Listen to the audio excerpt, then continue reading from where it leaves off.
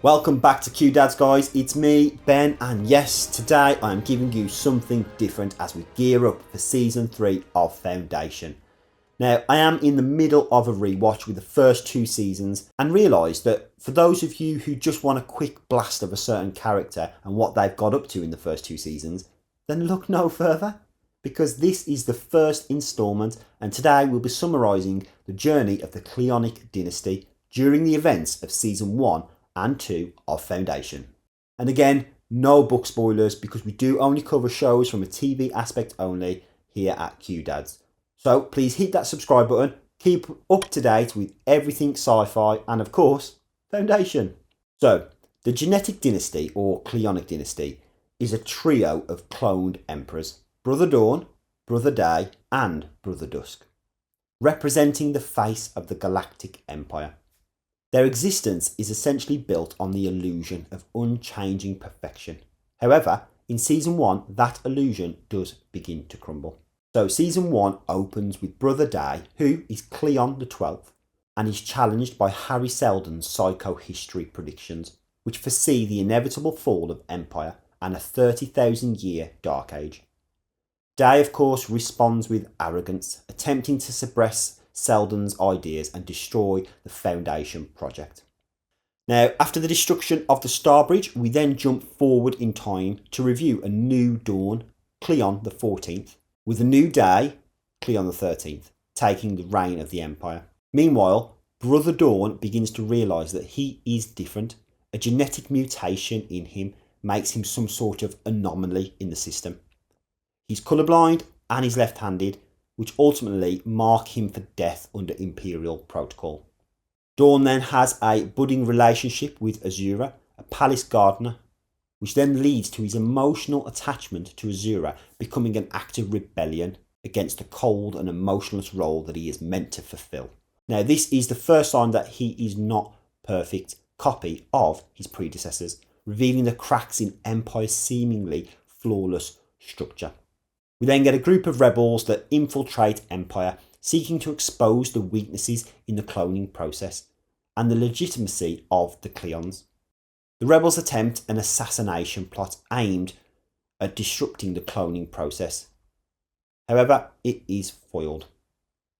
But the attempt forces Empire to confront the cracks in its armour, and for the first time, the Cleons realise that their rule is now vulnerable. Blasted robes so my manhood isn't flapping around. This, of course, is where we see the end of Cleon the 14th through the hands of Demoiselle, but technically still alive as his replacement isn't Cleon the 15th, but just Dawn 2.0, so still Cleon the 14th. I know, it blows my mind too. But as the threat of rebellion grows, Brother Day becomes increasingly paranoid. He tightens his grip on power and orders brutal crackdowns on his descendants. His rule escalates to the response of the growing challenge posed by Seldon's psychohistory and the Foundation project. He's determined to protect the Empire from what he sees as an existential threat. Brother Dusk, on the other hand, is still loyal to Empire and begins to reflect more critically on his future. He questions the sustainability of the Cleonic legacy, observing that the Empire's perfection is only an illusion.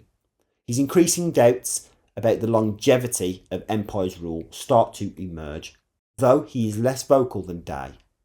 We then jump to Season 2, which kicks off with the Empire in decline, grappling with the threat posed by Foundation. Now, Brother Day, who is Cleon 17 at this point, is determined to preserve the dynasty's legacy by breaking with tradition and marrying Queen Sareth to produce a natural heir. First of its time in God knows how many years. Now, the movie is driven by desire for his personal legacy, but it brings tensions with the Empire. Now, meanwhile, Brother Dusk, who is now Cleon 16th, begins to question the foundations of the Empire, setting in motion an investigation into the dynasty's origins. This Day is a lot more tough as he cracks down on the Empire. His relationship with Sareth becomes strained, and she challenges his control. Meanwhile, Brother Dawn begins to show the signs of an independent thought, questioning the nature of his own existence, and again starts to rebel. Now, as Dusk uncovers the truth about the Cleonic Dynasty and their genetic compromises, Day becomes more paranoid and unstable, resorting to increasingly brutal measures to maintain control. Dawn begins to grow further apart from Day, realising that the dynasty's future is inherently flawed. And as Empire begins to teeter, Sarah then makes a bold move to take control of her own future, challenging Day's vision for the Empire and asserting her power. Now, in a shocking turn of events, episode 8, one of my favourites, is a major turning point for the Cleons. Brother Dusk confronts Demoiselle, discovering the full extent of her manipulation over the years.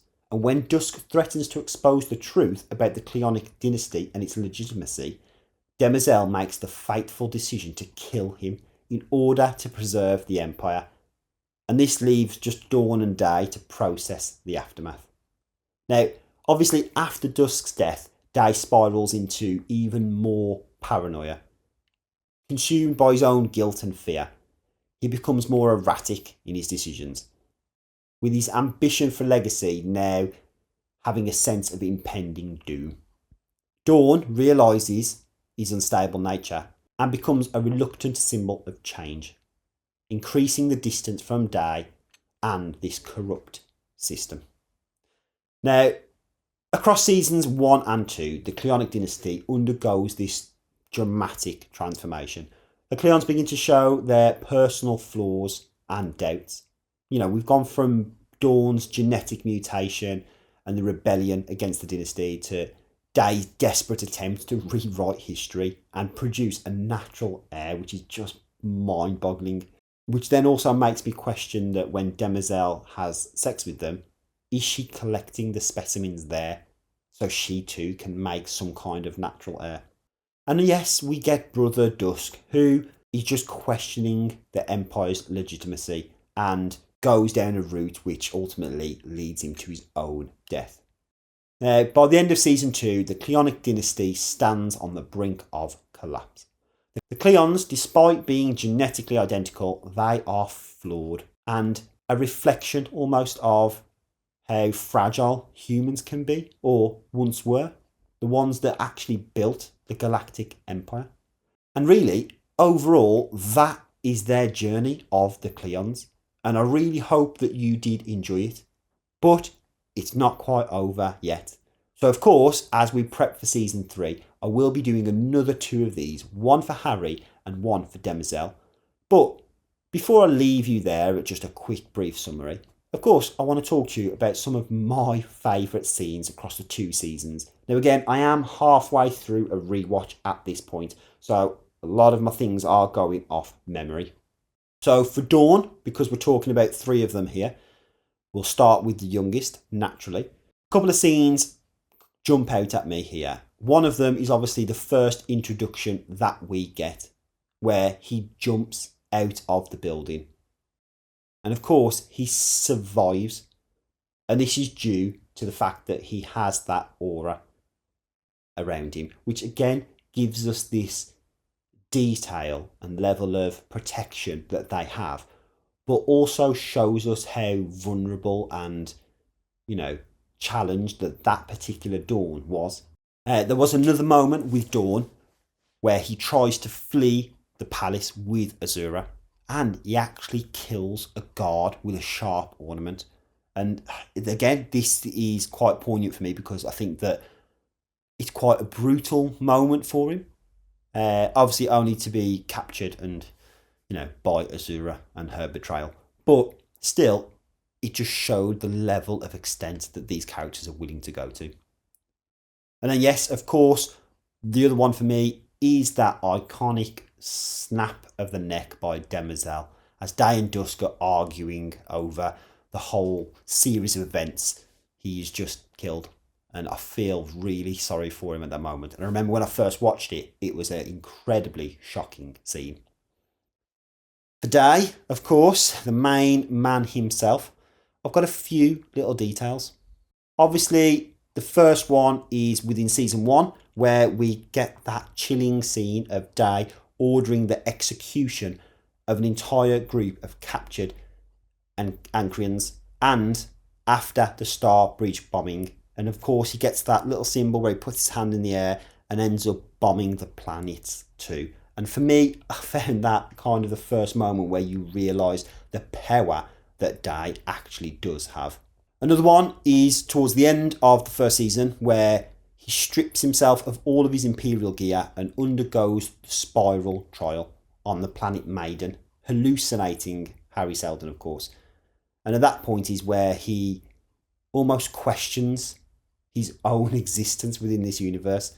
And just the thought of him, not having any protection from the Galactic Empire, Demerzel or anyone else. And he has to endure this this journey by himself is just, I think, a very powerful scene. And then I've got a couple of favourites here. One of my personal favourites in season 2 is when Day is attacked by Becky.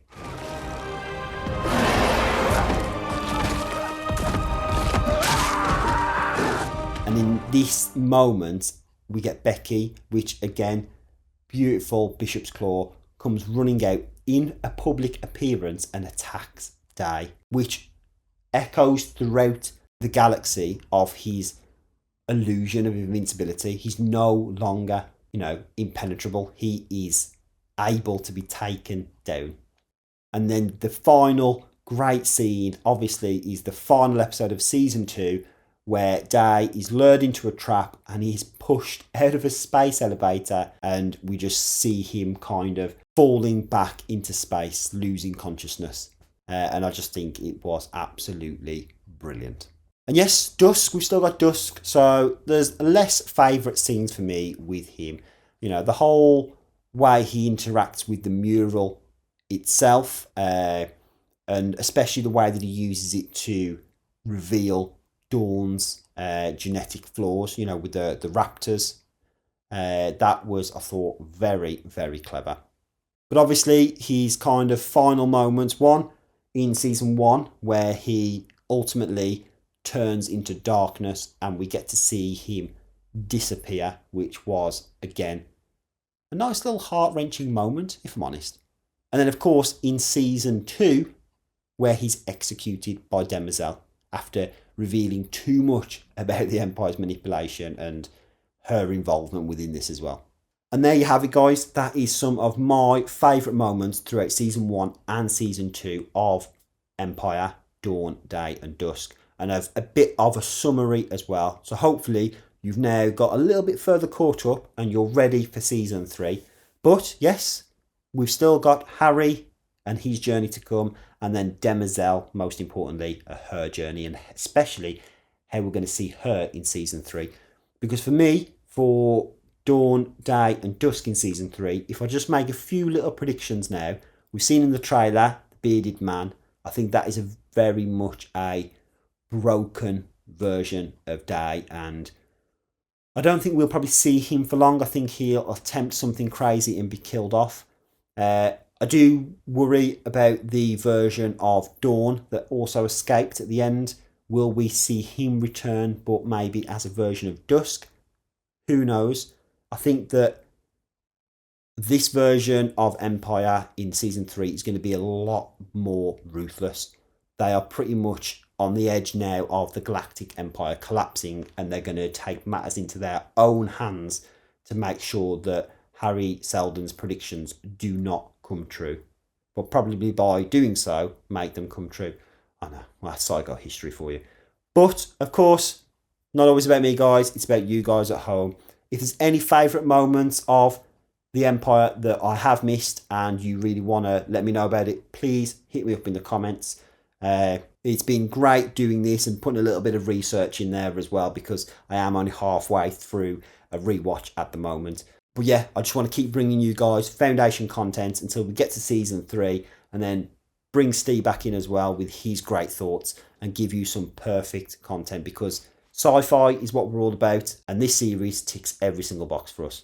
So thanks for watching. Hit me in the comments. Don't forget to subscribe, because it really does help the channel to grow. And as always, I'll catch you next time with something new.